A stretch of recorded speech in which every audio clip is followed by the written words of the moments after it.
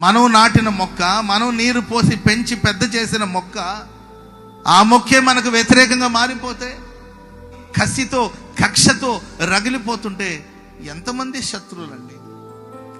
ఇద్దరు కూర్చొని ఏ యుద్ధానికి వెళ్ళినా, ఏ సమస్యలు ఫేస్ చేయాలన్నా ఇద్దరు ఆలోచించి ఆచి తూచి దేశపు భవిష్యత్తుని కాపాడడానికి కోసం, ప్రజల్ని కాపాడడానికి కోసం ఏక మనసుతో, ఏకభావంతో, ఏక తాత్పర్యంతో ఆలోచించి అహితోఫేలు ఆలోచన తీసుకుని దావీదు యుద్ధానికి వెళ్ళు. ఏదో చిన్న కారణాలు ఉండొచ్చు, అంత మాత్రాన శత్రువుగా, తన ప్రాణ మిత్రుడే శత్రువుగా లేచాడు.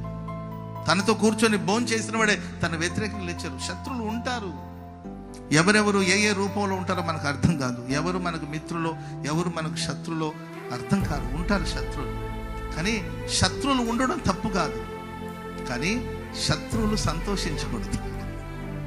మన శత్రువులు మన విషయంలో సంతోషిస్తున్నారు అంటే అది మనకు అపజయమేనండి. కూడదు. ఒకవేళ నీ విషయంలో శత్రువులు ఆనందిస్తున్నారంటే అది నీకు కలిగిన అవమానమే.